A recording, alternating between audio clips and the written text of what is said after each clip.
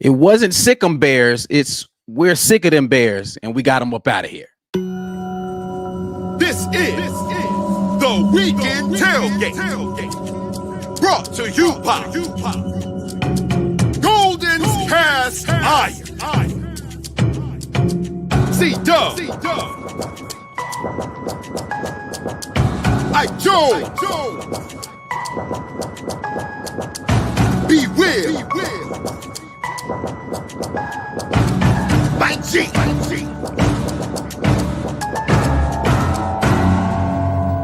You are now listening to The Weekend Tailgate brought to you by the good folks at Golden's Cast Iron. Whether you work out, grill out, or chill out, make sure that you head over to goldenscastiron.com/WR. Use code Get Your Weight Up to get you 15% off of weights. Code TWR for $65 off of fire pits and Kamado grills. It's going to start getting cold eventually. I don't know when that's actually going to happen. See when it's going to get cold, but it will eventually get cold outside. Fire pits are good if you like to go out in backyard, chill, back porch, chill, whatever. You know what I'm saying? Gather around. And they got the little joint on there where you could grill on top of it. You know what I mean? A little dual purpose situation while you're chilling over the open fire.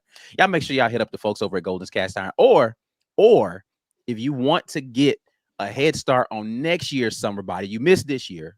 Summer body, like if you don't have it by now, it's too late. Don't worry about it. You want to get a head start on next year, go ahead and get you some weights, get the kettlebells popping, you know what I mean? Get yourself ready to cultivate next year's summer body. Or you could just be like me and just eat all the food off the grill and not worry about a summer body and hook yourself up with a Kamado grill. If you are one of those people out there who does not have a green name in the chat, you can support the War Rapport by getting a monthly membership. Y'all see we're in our in-season mode. And stuff like halftime, that's going to be members only. When we get to this film review that we're going to do, that's going to be members only. You got to be a member to get all of that enhanced stuff, right? Like you could be up in here chilling with us, talking during this show, but pregame, got to be a member. Halftime, got to be a member. Postgame, we open it up usually to everybody else. But Green Name Gang, this is your time of year. Make sure you are locked in. Speaking of locking in, we are going to start doing our ticket giveaways. Coming up Wednesday, we will do our first giveaway for this Ball State game. I already put a post up on the War Rapport community. Go and put a comment on there. Beat Ball State is what you need to do. Don't use a hashtag. You put that comment in there to enter for the drawing for these tickets. It's the first of all of the tickets that we're giving away. We do 2 tickets to every home game, and you have to let us know that you want to participate in that giveaway. Make sure that you are locking in with that. If you are a member and maybe you want to give somebody a membership, War Rapport selects these at random. You can give the membership and somebody will get a free month of War Rapport membership on you. We appreciate everybody. I wasn't on the entirety of the post-game live stream, but y'all was really turning up with this during the post-game live stream. We appreciate those of you who have that generosity to give away those memberships to your fellow folks out here who maybe just don't have it right now, or they're not ready to make that kind of commitment. We appreciate all of that. And then before we get into today's show, definitely want y'all to check us out on podcasts. We got a bunch of different podcasts that are part of the network. Make sure you tap in with all of them. We are the Auburn Express. My guy Dustin over there at the Uptempo, Dylan with the College Loop. The Just a Sec pod is going to be cranking up content during the season, and it's only on YouTube, but the War Rapport Gaming channel is still putting content up there. That's mostly Dustin doing that, so we appreciate him for locking in with us there. But without further ado, let's get into the festivities of the Good day. morning to everyone who won their game this past weekend in the state of Alabama. Yeah, good morning to you. Cheer for a team and your team won. Yes, good morning to you. Yeah, put like a trophy or something in the chat.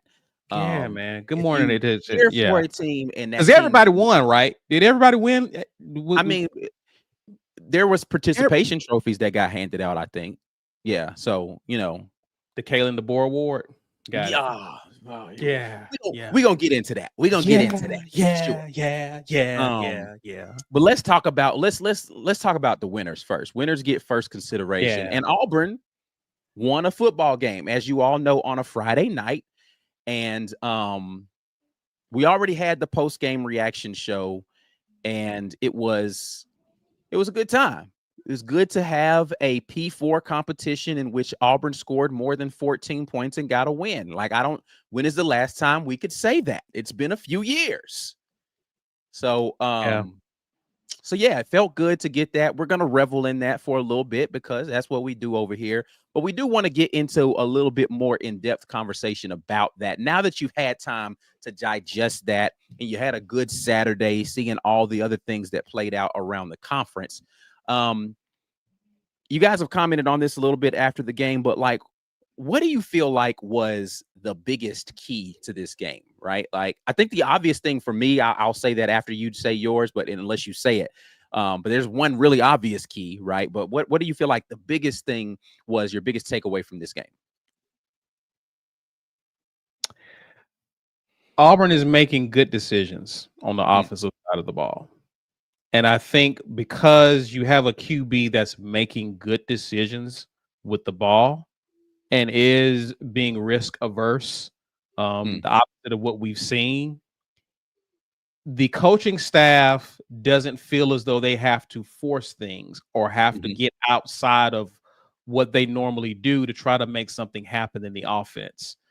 Because Baylor was determined, really and truly, because I was watching Jake Crane and they was destroying Dave Aranda for his decision to play 2 high safeties. In my opinion, Ike, I don't think that's a bad strategy at all. No. The problem with that is teams like Georgia can get away with that.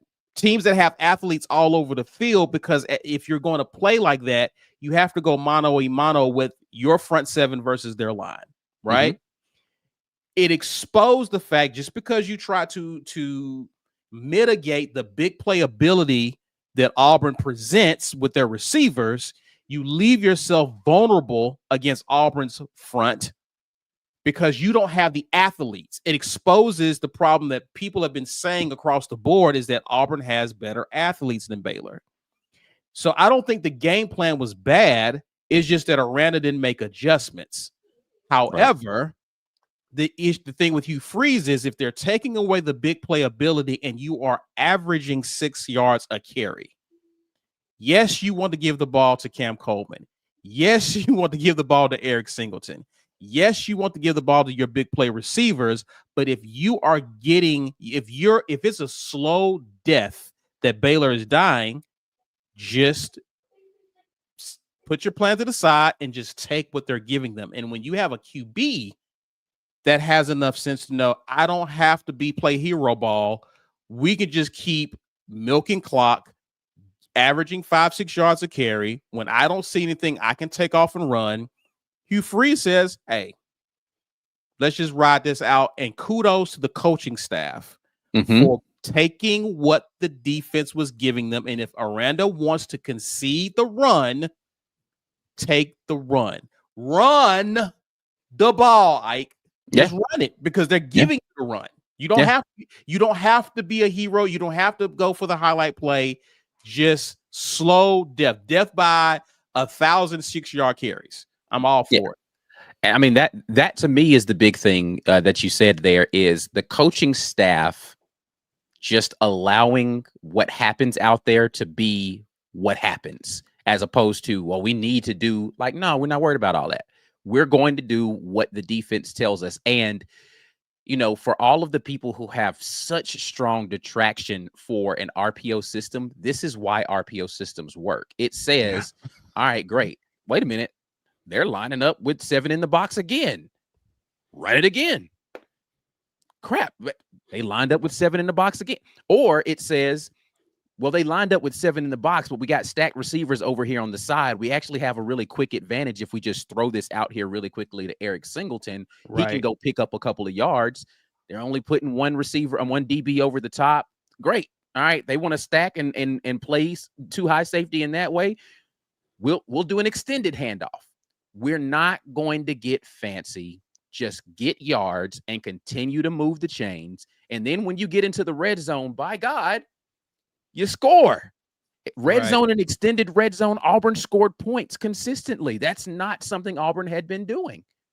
Yeah. Against the mastermind of David Aranda and his defensive philosophies. Like, all this stuff that people kept telling me, Well, Dave, I expected Dave Aranda to do something like he came to his senses at the end of the half and was like, man, forget all this simulated pressure stuff. We're going to actually start sending additional blitzers. And you know what Auburn said? We'll just run into the blitz. Fine. You're going to blitz? Cool. Quarterback won't have the ball by the time that corner blitz gets there. Running back's already 3 yards up the field. It became the simplistic type of football that you get when you run an RPO correctly.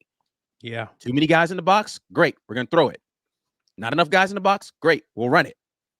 Question is, who's going to keep it this time and run it? Because our quarterback actually has dynamic legs. And then if we run this guy named Eric Singleton across the formation, your linebackers are like, oh, there he is. They've been saying all week how fast this guy is. There he is. There he is. Focus gets divided. Jackson Arnold takes it right up the gut. Simple offense, but it works if you have the people who can run it. Mike G, thoughts, man? You've had a chance to go probably rewatch the game. I did. And, you know, what are you feeling like has the key for this game that unlocked this win for Auburn? My stance this morning is slightly more disrespectful than it was yesterday. Go for it. Auburn, simply put, was just a better football team. And when I remember when Brian Harsin got hired, Josh Pate came on our show and he said, you're not going to out-develop Nick Saban and Kirby Smart. Mm-hmm. You got to just go out and get as many dogs as they do. And so when Auburn hired Hugh Freeze, this is what they envisioned. He repeatedly, to his credit, now we've criticized this coach for quite a bit. We got to give him his credit. He pointed to year 3 as a pivotal year for all things, for results, for recruiting. You know, this is it. Now, we're only one game in. And could it all come apart at the seams? Sure. But you have to be encouraged by what you saw last night, because Auburn proved that they can make you play their game. That was it. Yeah. There were a lot of people after the game, Ike, that were just like, well, you know, I got text messages and people were, well, oh, Arnold only threw for 108 yards. That's not going to fly SEC play. You know, they couldn't pass the ball. No. Yeah, this has been the most misunderstood thing by people who are just looking for a reason to not like Auburn and or Jackson Arnold. But yes, please continue to beat this drum. Not that they couldn't pass the ball. They didn't have to. Baylor could not make them pass the ball. Or they decided not to. Yeah. Auburn pretty much told Baylor, you're not going to run the ball. Yeah. So I hope he throws for 600 yards, because that's what's going to take to win this football game. Look, when you're that one-dimensional, but not by design, meaning Mike Leach is your coach and you got air raid. But I mean, yeah, but see that's Mike Leach's game, right? He's just going to throw the ball and find ways to utilize his pass game. But it's not going to. But that's that. But to your point, that's not what Auburn. That wasn't Baylor's game. Not. They just didn't. Yeah, they didn't have to. That wasn't Baylor's game. Baylor wanted to run the football in this game. Right. They couldn't run the football. For as much as we heard about Bryson Washington and these guys, they had playmakers. And for what it's worth, I didn't think that they would do nothing in this game. That's why I gave them 21. It looked exactly like I thought it was going to look, though. I won't say it looked exactly like I thought it was going to look. Yeah, I mean, look, exciting first drive. They scored 3 points. Auburn, bend but don't break again. And then by drive 2, Auburn got it together offensively. And in your house. You're already not playing in front of a daunting crowd. Like, they just could not afford to allow Auburn to do what they did in this football game and expect to win. Yeah. There was a 0% chance Baylor was going to win the type of football game that it was last night. And I got to tell you,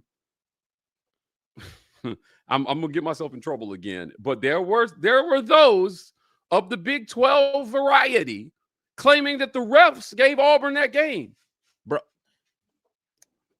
So no, hold on. Let me say this. Let me say this. Come on now. Just like, I mean, I watched this dude from and I'm gonna say who it was. I watched the dude from the Locked On Big 12 channel, and I normally don't give people additional reasons to go look at somebody else's stuff, but I sat there after this game just trying to see an assessment of what people were saying, and I watched a bunch of stuff, and I watched the Locked On Baylor guy, and he was as, man, you know what, I got this wrong, and completely like, yeah, man, we got ran off the field. I ain't got no issue with Buddy. Like, I get it.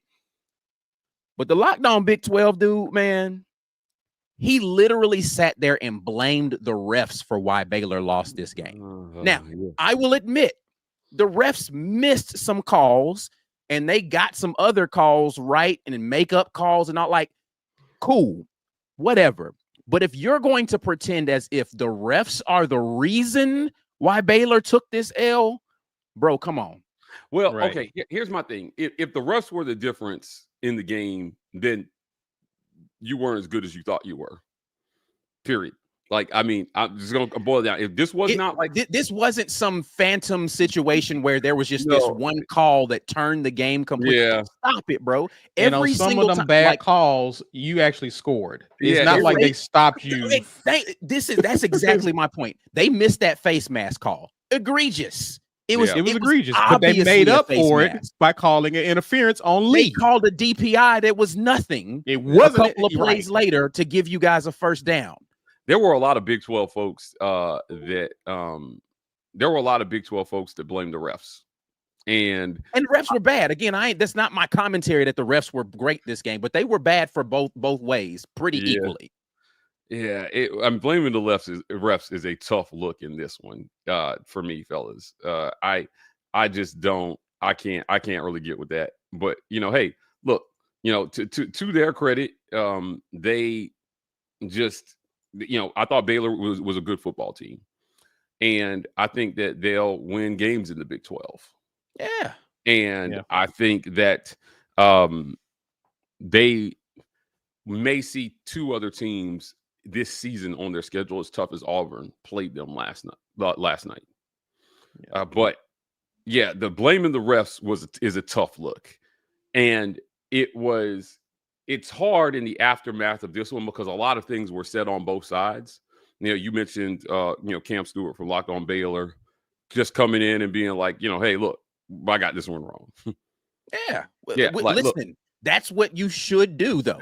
So kudos to him for saying, "Hey, man, just owning it, and just saying, hey, I got this wrong." But man, don't the excuse making crap, bro. Like, don't do that.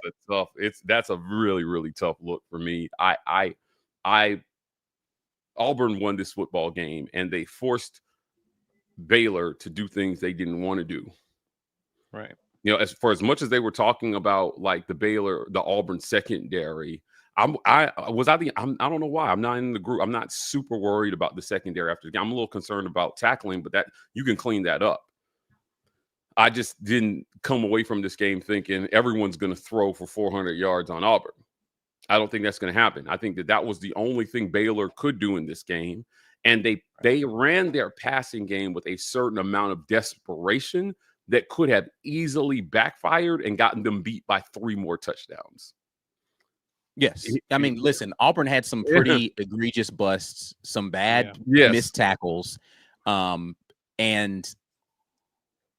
had it been a more consistent performance with what we've come to expect from this defensive secondary, this game is not close. Yeah. I think that like it was hard. There were a lot of realizations that both sides came to after this game. If you're Baylor, you got to go back to the drawing board because for a team expected to maybe contend for the Big 12 and a playoff spot, you got pretty manhandled by a team that got voted to finish 10th in the SEC this year. Or 11th, was it? I think it was 11th. 11th. No, it was. Yeah, there was a couple polls, but like 11th, 10th, 12th, somewhere in that range, Auburn got voted to finish. I had the Tigers slightly higher on my ballot because I just did not feel like Alabama was going to be as good as everyone thinks they are going to be. I think Josh Pate, again, great friend of mine, but like they are so used to Alabama being good, and they have players. But I think where they have erred is they all overestimated how good Kalen DeBoer is as a coach, and how good he will be as a coach in the SEC. Yeah, I definitely want to talk about the Baylor. Yeah. I mean, excuse me, that Bama game during our "What Did We See" segment later. Yeah, I mentioned it because again, in reference to where Auburn is at, I just think Auburn is a lot further ahead than most people. It's going to look like this astronomical jump. I keep saying this, but it's not really. They should have won 8 games last year, and we've been telling anybody who would listen that that's the case. And them coming out and winning this game, the way they won it, validates that. You understand? It's not just that they won the game; it's how they won it. Now you take a win any way you can get it week 1, but they dominated that game on the ground. And for Baylor to have to go for 5 4th downs, to feel like they had to go for 5 4th downs to stay in the game in their own house. Which let me be clear. If when I talked with Grayson, he was like, listen, they're not confident in their kicking game, so they're likely going to go for it if it feels like a reasonable 4th down. They just don't feel confident in the kicking game. But the one down on the goal line though, they should have kicked a field goal. Like 100%. Like literally everybody in the booth I was up there with, I was like, why? Like you're already up by a field goal. Take the points. Take those points. I think maybe they were a little more confident than they should have been in their defense because of the way Auburn's first drive went. Yeah, and so that maybe they said to themselves, "Okay, they got to go 97 yards here. Let's just trust our defense." But I would have taken the points. I have a different perspective on that. I'm not sure that it was that they were confident in their defense. I honestly think that Dave Aranda understood, despite what you're hearing from Baylor people and fans and media, Dave Aranda understood how good a football team Auburn was. Yeah. And I think he was rolling the dice that, look, if we can steal 7 here, that gives us a cushion because these dudes are not going to go away. Yeah. I think that some of that was just respect for the team that Auburn was. A lot of folks overlooked Auburn. I don't think Dave Aranda was one of them. I don't think Baylor was one. I think that Baylor players had a great respect for what Auburn could potentially do in this football game. The game plan was an indication of it, Mike, on defense. And Caesar, it was universally recognized by the media. I were there all week. You may have your questions about Hugh Freeze, but everyone in the media, guys, acknowledged the talent level at Auburn is sufficient to win a lot of football games. Again, say what you want about Hugh Freeze, but the players, these guys are dogs. And so for, I think Marshall Jones was in our, I think it was Marshall somebody, Jenkins maybe. Marshall was in our comment section. He was like apologizing, for being like, and I was like, no, you gotta apologize. I get it. I understand it. He's a little bit more on the pessimistic side, which I think is fair because that's what this coaching staff has earned. They've earned that pessimism from fans. Yeah. But there was another commenter, not Marshall, that the negativity went too far into disrespect for the players and their abilities, in my opinion. Yes. Right? Like I have not taken my lap back through to ask this gentleman how he feels now, but I have not seen him comment. So it just bordered on disrespect for the ability that these players have had their entire lives. These are great football players. These are top 150, top 50, top 10, top 15, top 30, name it. Auburn has players in every zone of that. And it was on full display. I wouldn't even say that Auburn ran a perfect game plan offensively. The point was they didn't have to because they were that much better than Baylor. They didn't have to. I would disagree with the phrasing of that. They played a great game offense. They didn't have to play this balanced, throw it around and run it game. They didn't have to do that. Yeah, and I would say, but I don't know if there's anything more disrespectful than what they did in the run game. we're just gonna. You want to talk about Jackson Arnold throwing interceptions? How about we'll just run? We're gonna let him run for 137 yards on you. I think he's the SEC's leading rusher after week 1. I think I saw someone comment on that. Yeah. Yeah. Come on, man. This is a talented football team. The passing thing for Jackson Arnold will come around. But to answer the original question was what was the key to the game for Auburn? The key was they were just better. And they did what they wanted to do. And Baylor couldn't stop them. Right. Not even a little. Damari Alston, Jeremiah Cobb, Jackson Arnold, they couldn't stop them. And the other thing I will say about this before I hand it back to you guys is, despite the disrespect coming from the Baylor side, fans and media alike, there was a great respect by the Baylor staff and the players for the ability of the Auburn receivers. It is part of what created the vacuum that allowed Auburn to run for 300 yards in this game. And Jackson Arnold to go off with his feet. The threat of Cam Coleman and Malcolm Simmons and Eric Singleton and Horatio Fields. I don't know. Did Perry Thompson play a snap last night? Yeah, he did. He got out there. Okay. Yeah, like Perry Thompson had, I can tell you exactly how many snaps. Hold on just a tick. 16 snaps last night. Yeah, so the threat of these guys was enough. He actually had a hold called on him. Yeah. Did he? Yeah, so, we had a holding call on, I think it was Singleton had an end around situation. Yeah. He got called for holding on it. Yeah, these guys were such a threat that they didn't really have to do much. They just had to be out there. And you just need to, and when Cam Coleman catches that post route kind of whatever that was from Jackson Arnold, yeah, he goes up and he high points the football, and you're like, crap, they can do that too. Yeah.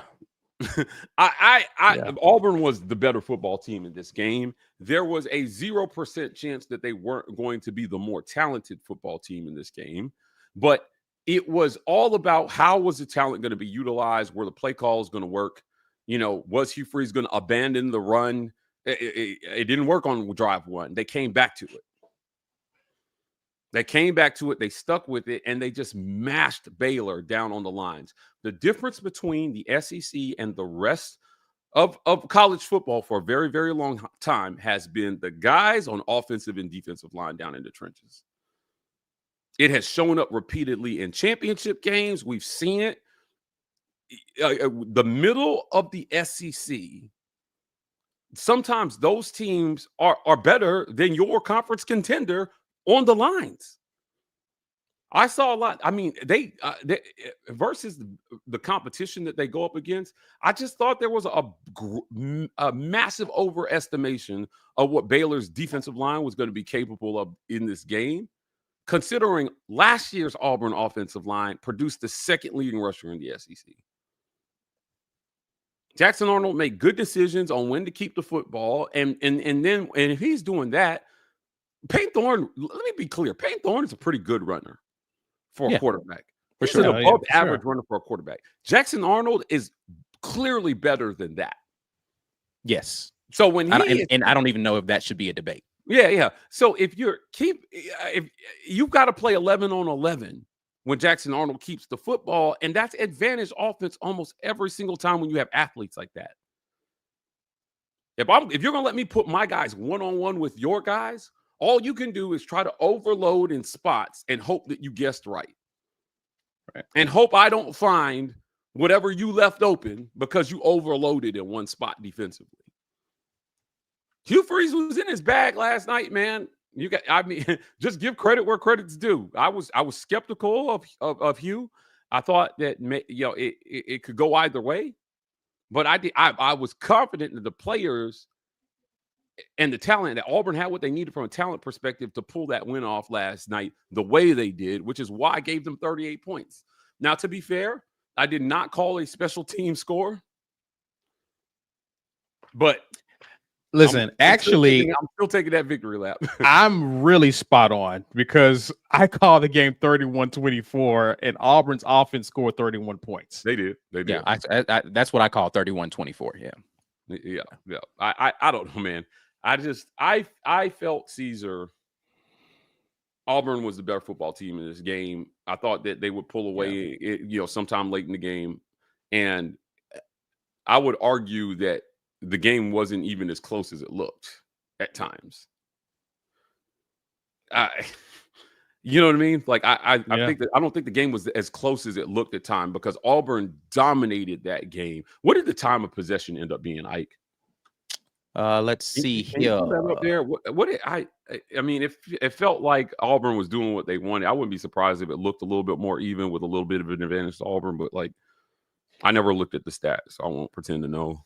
My thing's moving a little slowly here. Time of possession: 33 minutes and 3 seconds for Auburn. 26:57 for Baylor. So about that just speaks to how much Auburn controlled the line of scrimmage in that game. And to me, as long as Auburn was getting breaking off those runs, I wasn't the concerning thing for me was watching the secondary missed tackles and Baylor seemingly being able to get like once they start getting the ball to Trigg, I was just like, bruh, I don't know. Like they found a mismatch. I'm getting concerned, but when Auburn got the ball back, they would make something happen. Pleasant return, the kickoff, amazing return there, broke their back. Like that was demoralizing. You have to inch your way into the end zone for Baylor, and then Auburn just runs it back. Like that's just demoralizing. And then again, you still are controlling the line of scrimmage. So no, I wasn't concerned that Auburn would lose the game, but it was becoming concerning that the game was becoming closer than what it looked like, given that Auburn was in control of the game. Yeah. I mean, listen, kudos to Baylor for never really giving up, right? They continued to fight to the end of that game. But to your point, Mike, it just felt as if every time Baylor delivered a punch, Auburn had a counter punch in this game. And I don't know how you win with a team that can counter punch every punch you throw. And so, and Baylor punched first, right? Let's be clear. That first drive by Baylor, they go down there pretty much unimpeded, end up with a field goal, unfortunately for them. I mean, well, fortunately. But and then Auburn comes out in their first drive, does nothing. Second drive, Baylor marches right back down the field again. So you felt as if, okay, what's happening right now? But the minute Auburn, Champ Anthony, my boy, with the breakup on that fourth down, that's all Auburn needed was just that one little, all right, cool. Such a dog. We got our foot in the door, and they made sure that they ran through both literally and figuratively for the remainder of that game. All right, we need to get to our break here because I want to get over to a lot of these comments that are in the comment section. You guys have been great so far. We're going to take a quick break. We get back from the break, we're going to do your comments. And then on the other side of that, we need to talk about some of the other things that we saw around the conference this past weekend, because there's a lot going on out there. You guys are watching the Weekend Tailgate. Make sure you like the video, subscribe to the channel, share the content with somebody. We'll be right back after this word from our sponsors. This edition of the War Report is brought to you by our generous sponsors. Golden's Cast Iron.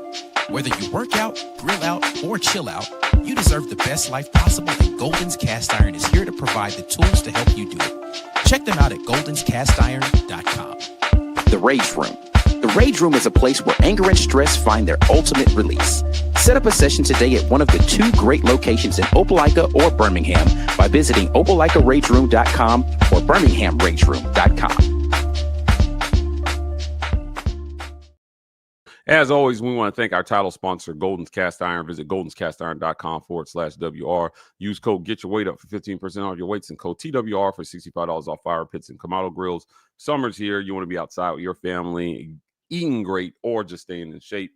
Golden's Cast Iron. Work out, grill out, chill out with Golden's Cast Iron.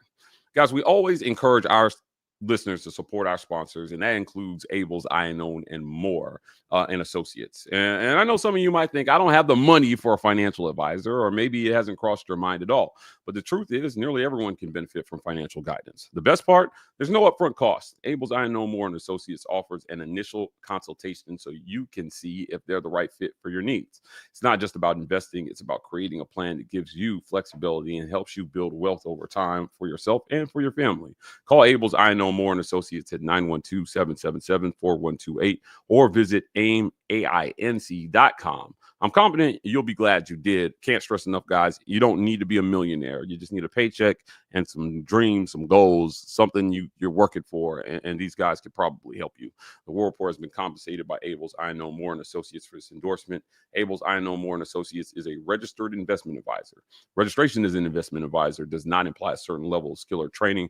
The information in this advertisement is for informational purposes only and should not be considered personalized investment advice. All investing involves risk, including the loss for potential principal, and past performance is not indicative of future results. I want to thank our friends at the Rogue Shop. Visit rogueshop.com. Use code RAPPORT to get 15% off your Rogue Shop order.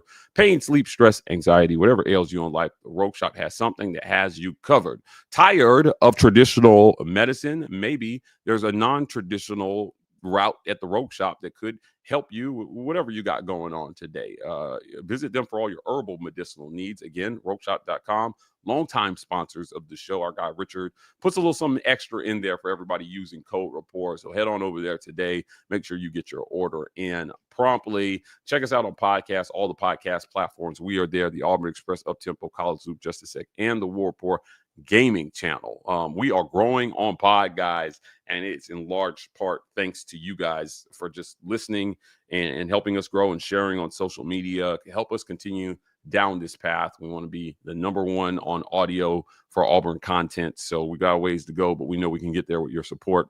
Download your favorite Auburn pod today, and make sure you turn on automatic downloads so you get those alerts when they come in. Guys, join as a member. So many signed up the last 24 hours. It was remarkable how many people signed up the last 24 hours. But we want to keep this going, help us grow our community. Or you can get a membership by hitting the membership button. Either way, become a patron, help somebody else become a patron, help us grow our Green Name gang. We've got Mississippi State fans signing up. We got Baylor fans signing up. The War Rapport is for everybody, not just Auburn fans. We want all y'all in here. So we appreciate you guys for helping us do that. Last but certainly not least, I want to thank our friends at setsforsociety.ai. Begin the path to knowing self with Sets for Society. They have custom personality assessments that let you know a little bit more about how you think, how those around you think, and how you guys can better think together to accomplish like goals. Setsforsociety.ai can help you start on the path to knowing self today. Again, visit them at that address and begin to get to know yourself with Sets for Society. Appreciate everybody who is in here so much for joining us. Let's get over here to these comments because they are flooding in. Want to make sure we recognize new member here, P Cord 2. Fire Freeze jumps in. Member for 37 months says, I would like to thank Gus for putting belt to ass on Bama again, just like old times. He did. Jumps back in and gifts 10 War Rapport memberships. Thank you so much for that. Patrick Manley, welcome to the team over here, Green Name Gang. Connor Hall, 20 months member, says Jackson has that juice. Excited to see his game evolve. Definitely looking to seeing what other iterations are going to exist for Jackson Arnold out there. Let's get over and see super chats. Cleveland Brown jumps us off here. Says, felt good to watch football Saturday while 1-0 Gus Bus rolled over Alabama. What a weekend. War damn Eagle. Feel you right there. Mercy jumps in and says, my weekend just got better. Off tomorrow, we won by double digits and humbled Baylor fans. And with the cherry on top, Bama lost by double digits. Definitely a thing. Last time Auburn scored 35 versus a P4 was the 2019 Iron Bowl. That's not true. They scored 44 last year versus Texas A&M. But I was asking, when's the last time they scored versus that many versus a non-SEC P4? I don't know the answer to that. Because the last couple of times were Penn State, which I don't remember how many, and won with that caveat, right? Because they didn't win against Penn State, even if they scored that much in that game. Lost to Cal this last season, only scored 14 the season before that versus Cal. So I don't know the answer to the last time you got a win with this many points versus a non-SEC P4 opponent. Donovan says, I have hope. That is the change of tune for Donovan. Donovan was feeling hopeless before this game, and now he's got a little glimmer of hope. Hopefully, I know y'all heard my rant about hope being a powerful thing. Like what your coaches get fired when there's no hope. Hugh Freeze was hired to do exactly this, to inject hope back into the fan base. It started with recruiting, and it was a 2-year build that it was frustrating for fans at times. But hopefully, last night's win is the start of believing that there's a hope Auburn could be coming back out of the doldrums that started when Gus was let go. And they haven't found it. They haven't found a winning season since, guys. Wow. Well, hopefully, the operative word to this year will be the year. Chris Culverson, Auburn's offensive line is the truth. It's as good as we've had since 2013, and I am here for it. Offensive line performed admirably in this game for sure. This is a special teams appreciation post, says Ben Bloodworth, member for 47 months. Ben, thank you so much. Donovan jumps back in with a super chat, says ESPN predictor now has us 10-2 with losses to Georgia and Texas A&M. Okay. It's crazy how one win changes the trajectory of what you're like. I mean, because now, again, if you just win one of your first 3 SEC games, that 5-game stretch, I'm telling you, Auburn will be favored in every single one of those games after Georgia headed into Bama. And after last night, hell, they might even be favored in the Iron Bowl. I mean, apparently ESPN says, we've got a chance to win it. So, all right. If we only losing to Georgia and A&M, that tells us how they feel about the Iron Bowl at this point. Forever Bankroll. I said during the summer, I watched Diego and Jackson run all over Bama with no adjustments. And if Gus did the same with Thomas, Bama was in trouble. Go Noles, extend DeBoer. UCF fans were funny last night. I mean, I'm actually in UCF group chat, and they were like, they said that Gus refused to play Castellanos at UCF, and watching him tear Bama apart with that same QB at Florida State was a special kind of hell. Like, you wouldn't play this dude, and then you left, and then you got him, and now you're beating Bama suddenly. Oh my goodness, poor UCF fans. I was telling someone this. I was like, before this game, Gus as an OC, much better than he is as a head coach, in my personal opinion. Yeah. And I saw a glimpse of that in this game. When he's not he can focus solely on play calling and designing a game plan. It's pretty good. Yeah, that's a fact. Them wheel routes. Georgia says, shout out to Mike. I did not see 38 points coming in week 1. I don't think a lot of people thought they was going to get up to 38 points. But here we is. Perry Unlikely, 5 months in life, moments in life, being at the 2010 title game, graduating from Auburn, getting married, birth of my sons, and watching Mr. Locked On Big 12 melt down. Y'all give Gamma a break. He said what he said. Darius Lee, no one is talking about how good special teams was. Kickers, great. Pleasant had his Hester potential. Good special teams for sure. Listen, didn't need but 1 field goal to be kicked. That was made. Shout out to Alex McPherson. Listen, pregame, he was taking it easy out there, but clearly, I thought really he was just going to be a point after guy. Like they're just going to let him kick the extra points and have somebody else kick the field goals. Field goal was within the range that they felt like he could do. He went out there and knocked it through. So shout out to him for being tough, man, and doing what he needed to do to help the team win. And they got that field goal when needed. Exclusive TV member for 21 months says we put up 3 more touchdowns if we catch those almost interceptions. They had quite a few that drifted dangerously towards the arms of Auburn defenders that could have been interceptions for sure. Ben Bloodworth, we have a QB with swagger. Watch out, world. Definitely. Listen, that matters. He was swagging. Like Tommy Castellanos is not some surgeon out there as a quarterback, but he believes he's better than everybody when he steps out there on that field. He actually had a quote where he said, "I can't see them stopping me." Yeah. And everybody was up in arms about it. And look what he went out there and did. That's why guys like Diego Pavia are good. That's why guys Cam Newton was a different beast of a person, but like his belief in himself and his ability to go out there and like, nobody can actually stop me that stuff matters, and that actually becomes infectious with the other guys that you're playing with. It's like, yeah, I believe him too. Like I told you the story of what Coach Hugh Freeze said in the press conference. Deuce Knight was like, man, let Jackson run the dang ball, bro. Like, why are we having this discussion? Your quarterback's best playmaker out there. Put the ball in his hands, let him go make a play. They believe in Jackson Arnold too. This game was very important for Jackson Arnold moving forward. It couldn't have gone a better way for him. I'm happy for him. Donovan, Amars Williams played in the last drive. Glad he's okay. Yeah, it didn't look good when he came off the field. Glad he was able to get back out there. Felix, can we see 3-0 going into SEC play? We better be playing Ball State in South Alabama the next 2 games.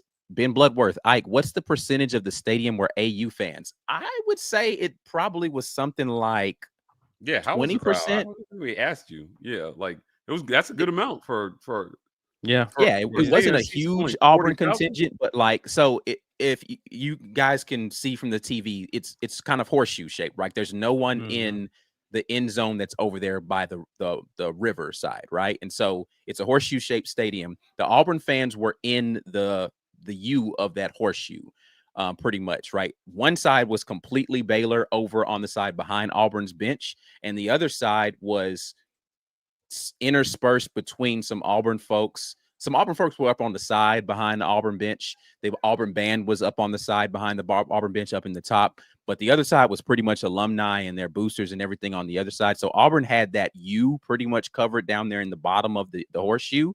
And then some sprinklings throughout. But I'd say it wasn't like some huge contingent, but Auburn fans showed up for sure in Waco. Like if you went around Waco, you could throw a rock and hit an Auburn fan easily. Like they were everywhere.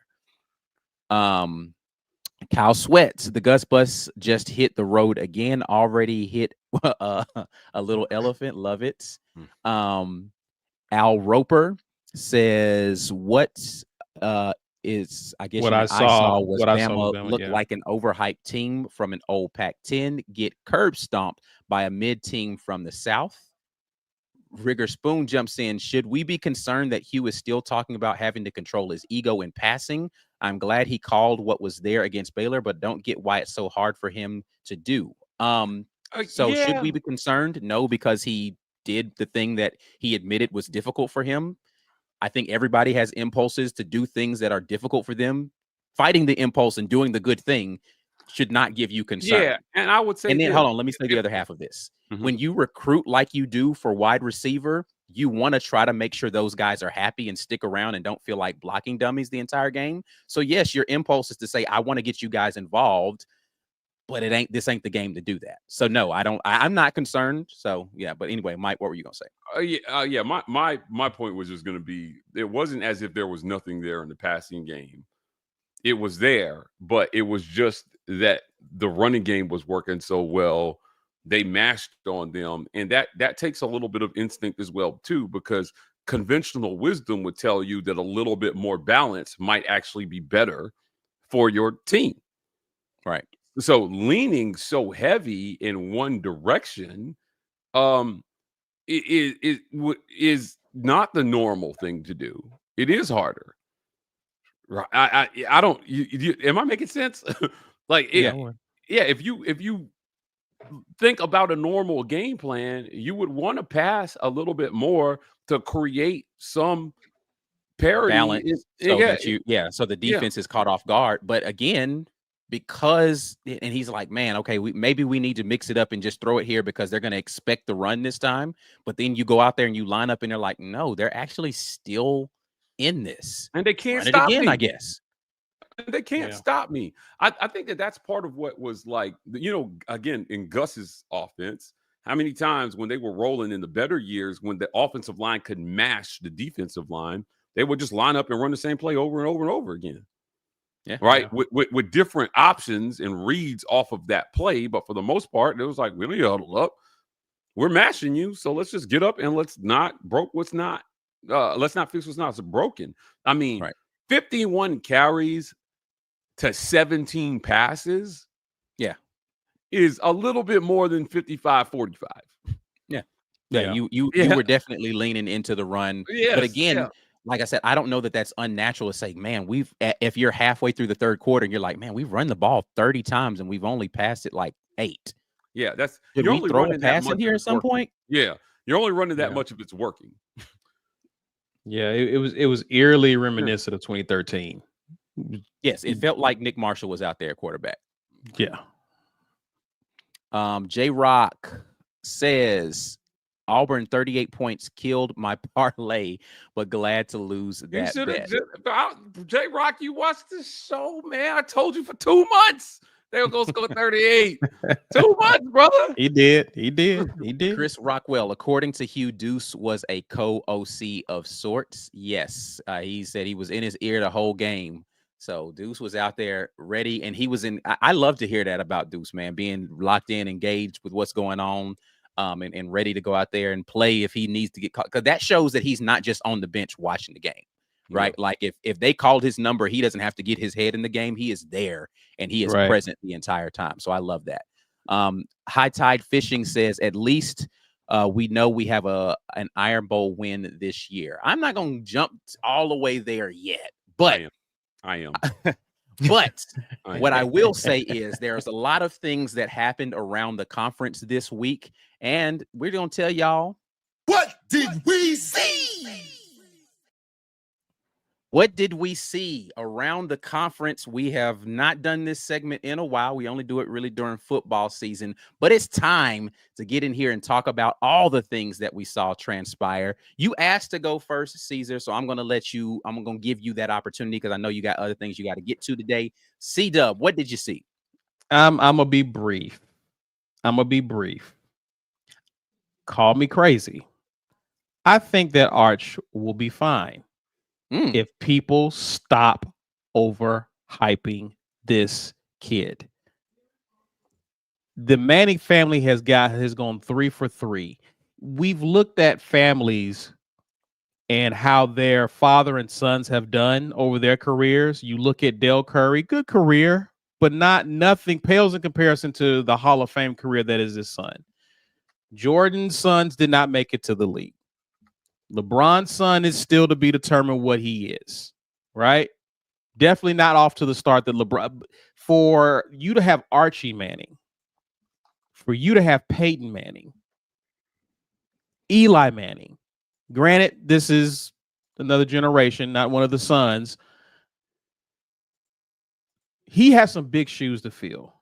He's playing for one of the best teams in college football, one of the big programs, and his first start is on the road against the defending national champions who still has a good defense. Feinbaum said that this kid was the best player, talented player in the SEC since Tim Tebow. And I'm like, whoa, Paul. Whoa, Paul. Paul. Relax. That's his hype. I think Arch Manning will be fine. I think he's talented. He struggled in this game. He went 17 of 30, 170 yards, a touchdown and an interception. It's not like he just had an abysmal game, but he struggled. And he will struggle. But if we're expecting him to be this second coming, if we're expecting him to be like he's not going to be good. If that's the standard we're holding him to. But if we let this kid just write his own story, if we let this kid grow into what he's supposed to be, he has one of the best play callers coaching him up. I think this kid is going to be okay. Stop hyping him. Stop calling him a Heisman candidate. This is his first start. He's not going to look great probably coming out the gate against Ohio State, but the schedule gets really easy after this game. I think he's going to bounce back. I think he's going to get his footing. And as he begins to win games, his confidence is going to grow and he's going to get there. But if we stop giving him and just showering him with all these superlatives that he's yet to earn only because he has the last name of Manning, he's going to continue to disappoint a lot of people. Let this kid grow and give him some time. And give credit to Ohio State's defense, too. It's not as if he was playing against some scrub deep. Like, Ohio State's defense is legit, bro. Defending national champions, man. We're acting like they did just win the national title. Yeah. Come on now. And it was listen, he struggled for sure. I don't think Sark played called a particularly great game plan. No. But yeah, I think they swung. I think what happened is the hype made people wait for him to fail so they could say, ha ha, I told you he wasn't that good. And to your point, if you just let him go out there and play, he might actually impress you in ways that you didn't expect. Or it's okay that he's not amazing As just long because his as last name is Manning. law of averages, like someone was bound and not to live up to the hype eventually. This family has gotten it right. They're 3 for 3. So eventually someone is going to be okay. Right. And it may just be Arch, but if we keep holding him to this high standard, he's going to look worse than what he really is. Yeah. That's all. Yeah. Texas will bounce back. All right. We're not going to give you guys the main event yet. We're going to talk a little bit about LSU winning their opener. Finally, Brian Kelly is able to win an opening matchup versus a P4 opponent. And they honestly, you talk about a team that won bigger than what the final score was. Yeah. They had a touchdown taken away from them in that game that should have been a score. And LSU's defense actually looked really good in this game. Like, I was impressed with their defense. I thought their offensive line was better than I thought they were going to perform against, again, a team in Clemson that I think has a really talented defense out there. So, I have to readjust my expectations for LSU this year after watching how they won. Not just that they won, but the way in which they won, getting crucial stops, Blake Baker being who he is as a defensive coordinator, being super aggressive out there and wanting to make sure they're continuing to put pressure on Cade Klubnik throughout that game. It felt as if this LSU team was actually the better team on that field for the vast majority of that game, even though they didn't score a ton of points. But again, you got to credit the team on the other side for getting the stops that they needed to at certain situations, because Clemson does have a really talented team. But yeah, LSU is going to be a player in the SEC this year. I think this is going to be an SEC season. If we're just basing it off of week 1, which I know that's a disastrous proposition because a lot of things can happen, but if you're just looking at week 1, I don't think anybody got it right on how this season is going to pan out as far as who the two teams are going to be in Atlanta when this is all said and done. Yeah. I don't know that anybody got that right at the time. There are people who said LSU would be there, and I still think that those people have a chance to get that correct. But man, there's some problems in some other places around the conference that people did not anticipate. And I think that there are some teams that have not had a true test yet that may not be as good as what the week 1 outcome looked like, just because they won big versus whoever. It's going to be a very interesting season in the SEC, but props to Brian Kelly for getting that week 1 dub so LSU fans can stop acting like he's a terrible coach. And listen, he may have a very definitive ceiling, but that does not make him a bad coach. But I'm glad he exercised that week 1 demon and got it done for them this time around versus, again, a team that I expect still to win the ACC in Clemson. Georgia Tech's going to have a say in that, I believe. But yeah, that talented team over there got beat by a very talented LSU squad. Yeah, I still wish terrible things for Brian Kelly, but LSU, I picked LSU and they won. And in an opener. So sweet vindication. The talent level in Baton Rouge, even in those terrible defensive years, has been still very, very high. People forget this is a top 10 recruiting on average program. Yes. Yeah. They had dogs. And so it was a matter of time before they pulled it together. If you're Brian Kelly, you wish it was when you had Heisman Trophy winning Jaden Daniels at quarterback. Right. They could have put a defense with that guy. They wasted Jaden Daniels. Yeah. I've said that. They could have put a defense with that guy. They would have been 2019 LSU good. Like, I mean, Jaden Daniels was that good. I don't think he was better than Joe Burrow, but like he was certainly, I thought, the best quarterback in college football by a long shot that year. The SEC, I've tweeted this out, but like our power ranking segment with Chris Phillips this week is going to be on 11. I can't wait to see. I mean, we had Tennessee, Auburn, and South Carolina on Fraud Watch, and I think we need to be on Fraud Watch, Chris and I, because Auburn definitely got off the Fraud Watch, and there were a few teams that got on it. We tried to do only 3 frauds a week. I don't know if I'm going to be able to do only 3 this week. Yeah, there's some teams that definitely need some fraudulent considerations after what we saw this weekend. But Sure. all right, this is the one everybody's been waiting for. Mike G, go ahead, talk about it, bro.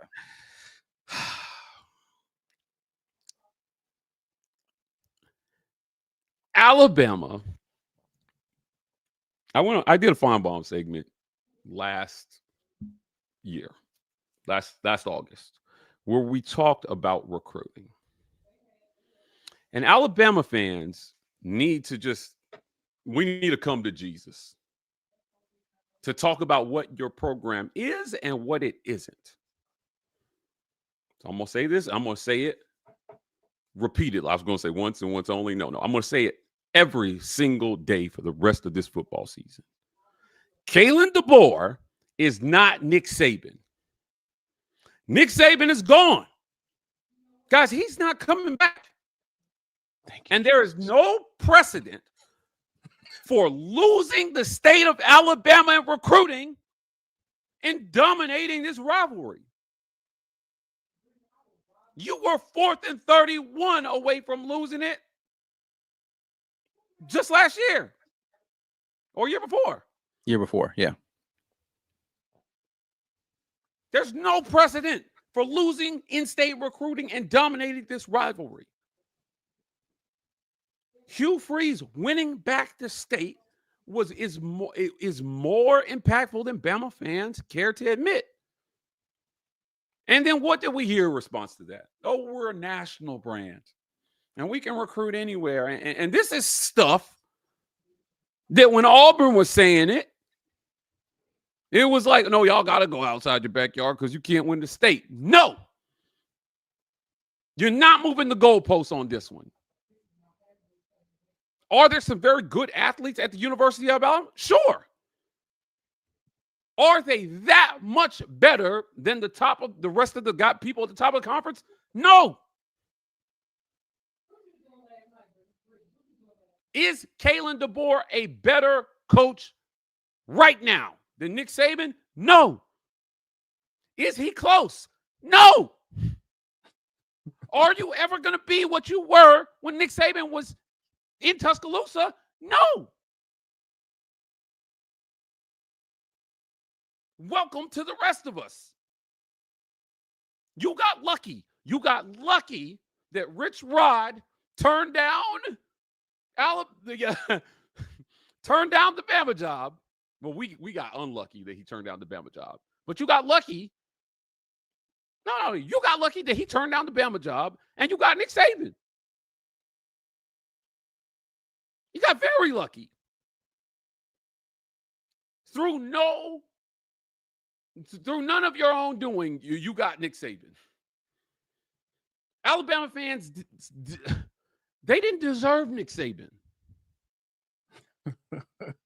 They complained the whole time he was there, guys. All he did was deliver 5-star athletes, first-round draft picks, and championships.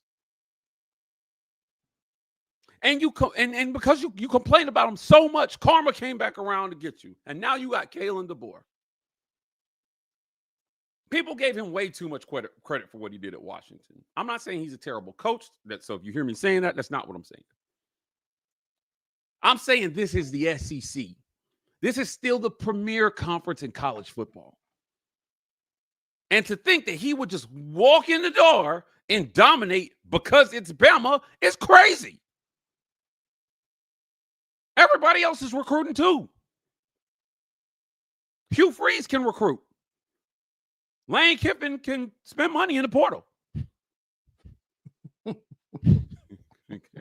recruit a high school recruit. Brian Kelly can recruit. Brett Venables can recruit. Steve Sarkisian can recruit. Where is Kalen DeBoer in all this? I'm sorry. I have to call some of the national guys to the table on this one. I love Josh. He's a good mentor of mine, but he spent way too much time pumping Bama this offseason for them to be what they were on Saturday. Did you guys see? Did you see the segments about Ty Simpson and what a great quarterback he was going to be? I was like, where is this coming from? I don't understand it, guys. To act like Ty Simpson was just going to be the next coming of was nuts. Did anybody, like you were driving, but Caesar, did you see the play where he could have walked to a first down and he threw it? Fourth down. Like It was a I fourth did down not play. see it, but I heard it on the Fourth down. radio, and everybody on the Fourth radio down. was like, he was past the line of scrimmage already anyway. Like that was a it was- penalty. That was really a penalty, but they just was let it go. nuts. Yeah. Situational awareness rating 0. If that's what you got to play with for the rest of the season, you got a long season ahead of you. I think out Wisconsin and Georgia in their next 3 games. They could be sitting on 2 losses in the first 4. Bama fans were so smug about Auburn. Auburn won their opener. They dominated their opener. As a matter of fact, I would reckon that nobody will jump higher in the rankings this week than Auburn. Florida State's going to take a pick. I don't know where Yeah, Florida State Florida was, State's but gonna they're go going up to there. jump. Florida State's gonna go They'll up there. take a jump, but will it be higher than? I'm not sure it's going to be higher than Auburn's because I don't I know. think that We'll the see. perception of what Bama is and what that win is going to come down to earth a little bit. Did you truly beat him? And you know, I mean, Gus was out there dialing up wheel routes and all the stuff we see him do on Bama in those Auburn wins. They say those that don't study the past are doomed to repeat it. I wish Kalen, well, no, I'm glad he didn't. It doesn't seem like he watched the tape on them Gus Iron Bowls because they look completely unprepared for what that was.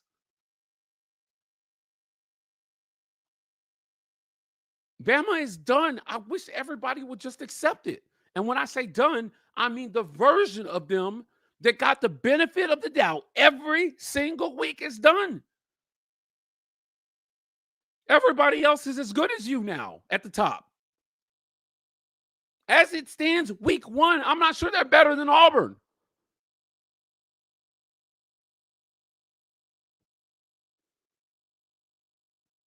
I am tired of people just handing Bama a trophy before they play the game. It is time for college football to move on. Nick Saban is retired, dude. He's in the booth. Man, he's on game day.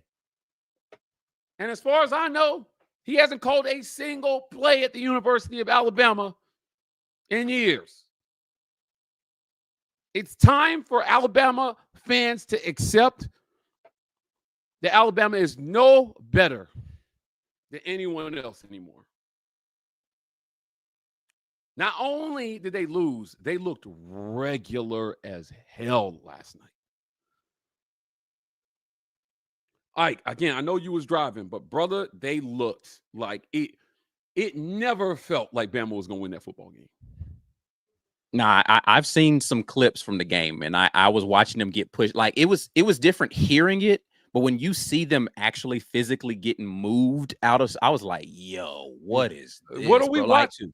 Yeah, I'm going to end my rant by saying this and reminding people, because I said it on Feinbaum and nobody wanted to hear me, and now I hope they all hear me. There is zero precedent for losing the state in recruiting the way that and dominating this rivalry. None. Zero. You have got to get your fair share of guys in your backyard. Yes, there are good athletes everywhere, but what Saban did was he institutional project. Young, I think Bryce was a California kid. Mm-hmm. He was. But the backbone of his team was built on in-state recruiting. Alabama is one of the most fertile recruiting grounds in the country. Alabama, Texas, Florida, California. Georgia's in there somewhere as well, too. But I would argue those are the top 5 states in high school recruiting. When they're in your backyard, you got to get them. Auburn almost let Cam Coleman walk out of the state to Texas A&M. What a crime that would have been for the people of the state of Alabama. There was a kid that was at Phoenix City years ago that ended up at Clemson. I think his name was Justin Ross. Fantastic wide receiver. Went to go play for Dabo. If you are a recruit, I hope you saw what happened last night. I hope you see the brand of football that Alabama is going to be under Kalen DeBoer. Okay, so again, I didn't watch this game, but I've watched listening to it, I was so confused as to why they were throwing the ball on 3rd and 4th and short. And you got like 210-pound running backs back here, and you were doing a decent job running the ball. Yeah. I was just like, what? Why are they throwing the ball? So I was confused listening to the game, and I was like, wait a minute, they're about to throw the ball on this down? What? Why? That's Kalen. I did not get their obsession with trying to force Ty Simpson to be the guy in a scenario where you didn't really have to make him that. I just didn't get that. They've overestimated what he is as a quarterback. Maybe he bounces back this season, so I'm not ready to bury Ty Simpson completely, right? But no, he's not good. I hope they keep him. I hope they have faith in him and keep him. Go ahead. But it started in 2017. Jalen Hurts, Tua, Mac Jones, Bryce Young from 2017 to 2022. That's one of the greatest runs of consecutive quarterbacks we've ever seen in college football. I think that all the Alabama fans just got used to that. Yeah. Jalen Milroe was a good quarterback, but he was a step down from the 4 I just named. I would not say he was better than any of those 4 guys. And now you're getting ready to take a step down from that. It was bound to happen. Law of averages, man. At some point, they were going to have to miss a quarterback. Yeah. Now you've got to wonder if the guy is on the roster because you went through a whole season and that was the. I think Keelan Russell is going to be good, man, but he is a true freshman. So I don't know, man. Bro, like, again, all of that aside, you can't get physically dominated the way that they were getting pushed around. Like that's the big, like, maybe Ty Simpson is better than what we saw on that in that game Saturday. But if you're getting pushed around, doesn't matter, bro. Like, it just like Ryan Williams dropping passes. Like, did you hear? And okay, wait a minute. Wild. Did Ryan Williams actually even get hit? Like, I don't like, but did he actually even get hit on that play where he was down? Like, I think his targeting play, and maybe that got him woozy. But I don't think he actually got hit by a Florida State defender. Because I've seen this play. Let me tell you something. Have you seen the things that the Alabama players were saying when DeBoer came in, where they were talking about, it's so nice. Like, he's got open door policy, and we get to come sit on his couch and talk to him and blah, blah, blah. Bruh, Nick Saban be like, fuck out of my office and go lift some weights.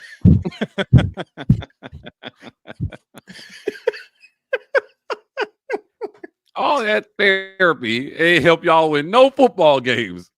You need dogs. I saw a Bama fan posted on Twitter today. They were like, Nick Saban said, this is not the process. Get out of my office. It was showing a clip of like an old school Bama linebacker. They were like, we used to have this. Now we got guys coming to pregame with emotional support dolls. Like, it is a different brand of football under Kalen DeBoer. And I told everybody on national TV, guys, I said, look, my name is Matt G. I'm from War Rapport, and Alabama football is going to be different under Kalen DeBoer.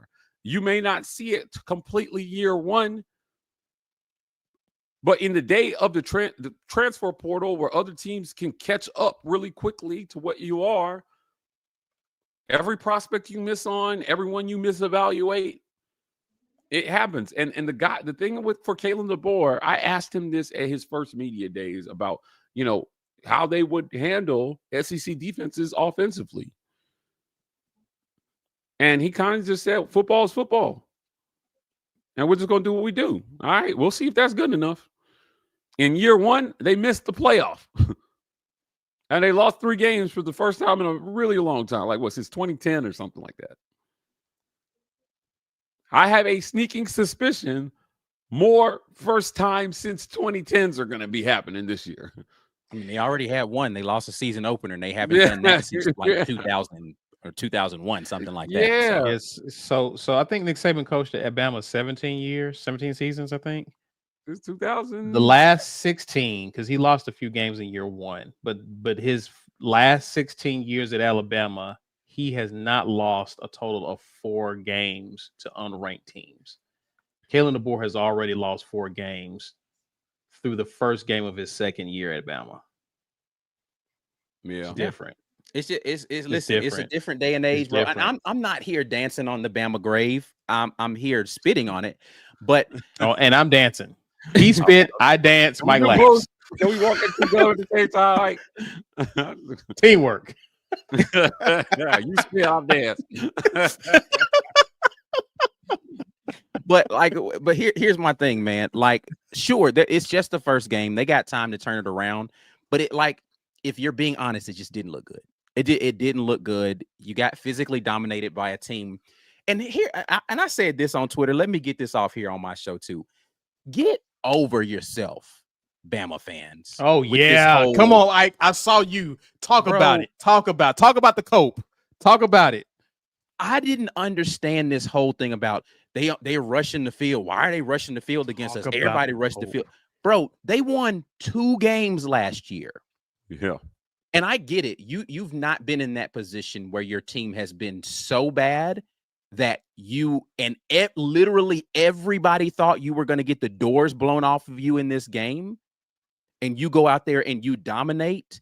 I get it. You haven't been in that position, but trust me when I say this, you could substitute the University of Alabama for any other top 10 program that was ranked coming into that stadium. They still would have rushed that field in that exact same way because they would have gotten that exact same exhilaration after watching that team be pitiful last season. And you missed the national championship. You missed the playoff because of that team. Right.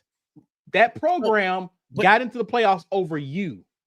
Get over yourself and stop feeling like everybody just no. That was about Florida State and what they needed for them. You just happened to be the speed bump they ran over in that game. It's a cope. It's a cope, Ike, because here's the thing. The day is coming at the trajectory you're on. The day is coming that when you lose, they won't storm the field, Bama. Right. They'll start expecting the day is coming. And when that starts to happen, let's revisit this conversation about everybody storming the field versus you, and you gonna long for those days again. Right. Enjoy these moments because they are fastly coming to an end. Get over yourself, man. Like, stop. Like, you have overrated your importance in this narrative. You will end up being a footnote in this narrative by the end of this. It's because it was not about you. That man, Tommy Castellanos, told you months ago what he was finna do to you, and he came and did it. Yeah. He told you what he was gonna do. And he must listen to Mike too, because he basically said Nick Saban ain't there. So this is what we're gonna do. He told you months ago, this is what is gonna happen when you come to my crib picking a fight. You're gonna walk out of here bruised and lose the game. Yeah, the loss. And then they went out there on the field and they did and again, not just beat them, physically dominated them for 40 minutes.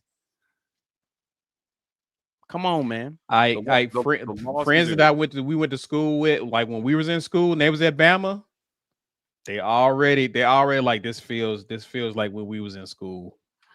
The losses in recruiting just were being really brushed to the side. And yes, they still had really good recruiting classes, but there's something when you let everybody catch up the way that they've caught up since Kalen DeBoer has been there. It was bound to show on the field at some point. I mean, for what it's worth, man, Florida State did really well in recruiting. I mean, I know that they had one of the worst seasons we've ever seen coming off, that undefeated regular season. But I don't know. I'm looking at what they did, and it's gonna be interesting. I think the landscape of the SEC, Ike, is just fundamentally different now.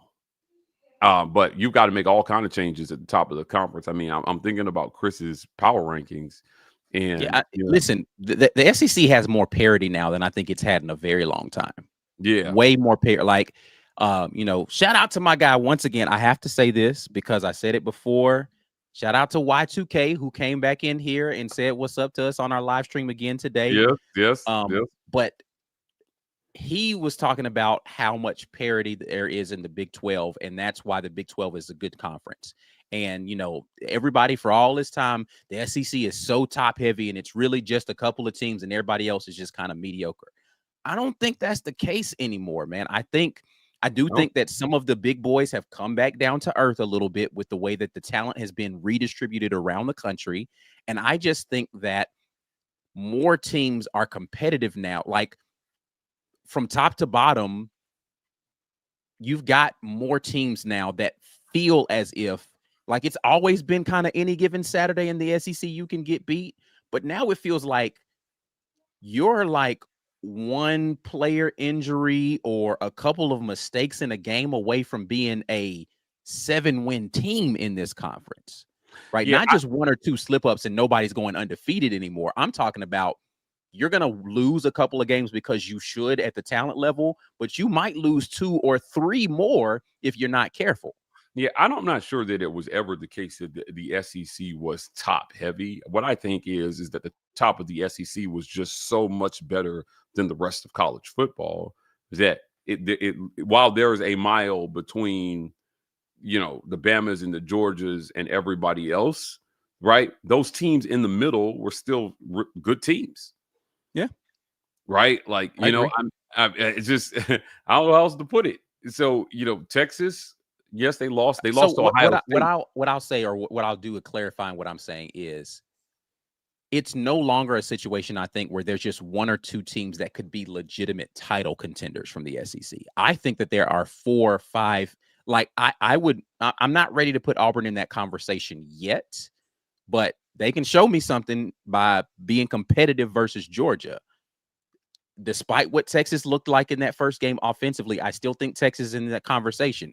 LSU is in that conversation. Georgia is in that conversation, right? So Texas A&M, in my opinion, is going to be in that conversation. You've got 4, 5 teams that can be legitimately in a conversation, maybe even 6 for a national championship, not just college football playoff berth, because SEC is going to get 4 teams in, maybe 5 teams in anyway.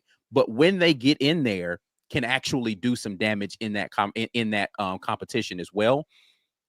I don't know, man. Like, I think it's, to your point, it's just a new day in the SEC where you really,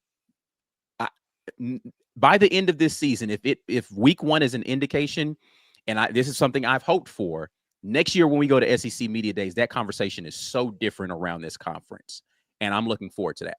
Yeah, what I was going to say was, it's always been the case that, I think about it, but before even any of this conference stuff with before Texas and Oklahoma joined the conference, you had 5 different national champions from the conference. So people acting like it was only Bama winning the whole time is crazy, right?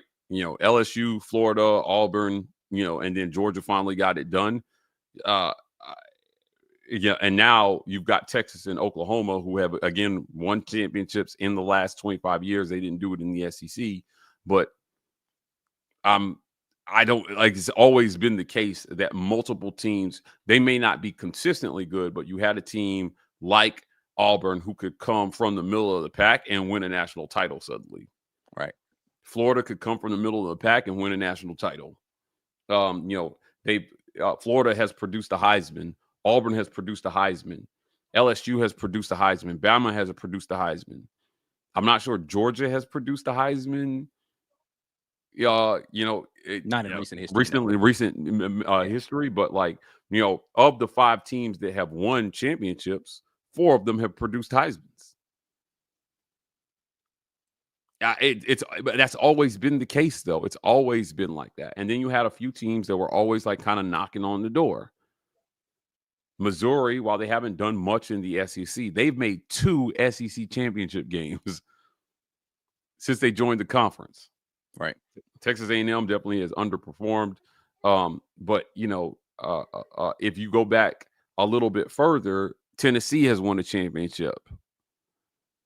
I mean, you've always had championship caliber programs in this programs. conference. Yeah, in the conference. Yeah, I just don't. It's acting like it was just Bama and Georgia and everybody else. Yes, those were the most consistently good because those are the ones who dominated recruiting. But now that the recruiting love has spread around a little bit more, it may not be Alabama this year, but plug in Auburn, right? Or plug in any of these other schools that might be really, really good this year. Plug in Oklahoma.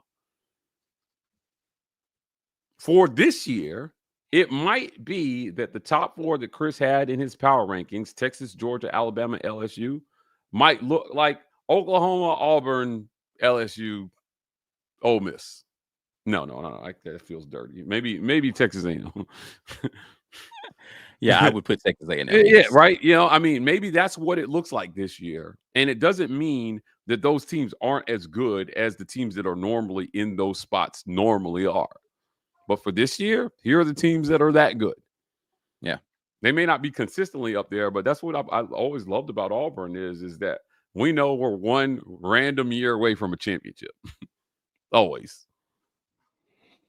Well, hopefully the Baylor game was an indication that Auburn can continue. 2 more games coming up here that Auburn should win. They're going to be expected to win. And if they're not looking ahead to the contest there in Norman, which just got even more immense with the Auburn victory here versus Baylor, then they should handle business for the next couple of weeks. But we will be here to cover it all, starting with Ball State. Y'all don't tune out because we still got plenty of stuff that we got to do here. We'll get over into these comments before we get out of here for today, though. Anthony Long jumps in with the Super Chat, says, Florida State beat Bama and only had 9 completions. This is not Saban's Bama, and I'm sick of the national media propping them up like he is still the head coach. Yep. Yeah.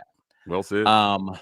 Forever Bankroll. Yeah, Mike G owes me $300. I bet that Cam Coleman TD on my slip after Monday morning's podcast, and he only had that, and he the only pick that didn't hit.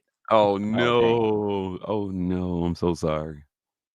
Wes Magnolia says, did y'all discuss Woodyard? In my opinion, he played solid. We did not speak specifically about Robert Woodyard, but he did have a solid game. If you look at his PFF grades for that, which we have an article up on the website showing all the PFF grades for the Auburn players. I'll do something a little bit more in depth on that at some point this week. But looking at the PFF grades for Robert Woodyard, 62.7 rating overall. His tackling grade wasn't very good, but he was solid everywhere else, particularly in his pressure rate, and did a decent job in coverage. But I do think that Robert Woodyard had a solid game for Auburn, but there's definitely some things that need to get cleaned up. I have faith, though, that DJ Durkin's going to get that handled. Darius Lee jumps in. Ty Simpson is Bama's version of Peyton Thorne. Okay. Interesting. Lawrence Robinson, Josh Pate has fixed his take today. Says that he did his mea culpa. So he's already said, my bad on telling y'all Bama was going to be good. Yeah. Look, Josh is very good at what he does. Like I said, I just think that he bought a bill of goods that Kelly LeBoer is selling. And, hopefully everybody understands what they are now. Exclusive TV, Ty Simpson showed us who he was against USF years ago. I think this was my thing on the whole Ty Simpson thing. It's like, did we forget that he played football in a competitive game and looked terrible when they benched Jalen Milroe a couple of years ago? Like, this is not like Jackson Arnold playing behind a terrible Oklahoma offensive line and you don't know what you have. He played with the Bama starters that started the remainder of the year. They just took Jalen Milroe out and put him in at quarterback, and he looked like dog water. And I'm just like, why all of a sudden do people feel like just because he sat on the bench for a couple of years after that, that he was going to be this amazing quarterback? Like, I expected him to be better, but like, where was this drastic leap going to come from playing? It's not like he even played a good team. That USF, they weren't good. Yeah. Like, what are we actually doing? Stop it. I get that he wears the jersey of the team, but that don't make you a good player. You don't get special powers just by putting that jersey on, despite what recruiting rankings will tell you about a player who gets commitment to that team. You don't automatically get better as a football player. It's insanity. Tim, watching Gus play all the oldies warmed my heart. He definitely was going back to the old bag of tricks that got him all the hype.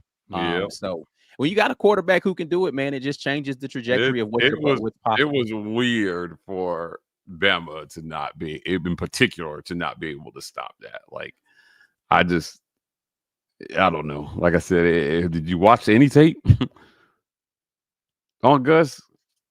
Yeah, it's not like he changed up who he was for this game. He was exactly who he's always been. The same stuff. Anthony Long, we need to start a campaign now for us to storm the field when we whoop them in the Iron Bowl. That will tell the nation that Bama ain't ish. For us not to storm the field. So if Auburn wins the Iron Bowl, don't storm. I think it's just going to depend on like what the game looks like. If it's a close game and you win, they're storming the field. Like you just are. Or but if you beat the crap out of them the entire game on the win, like right, or there are some scenarios where that field will get stormed.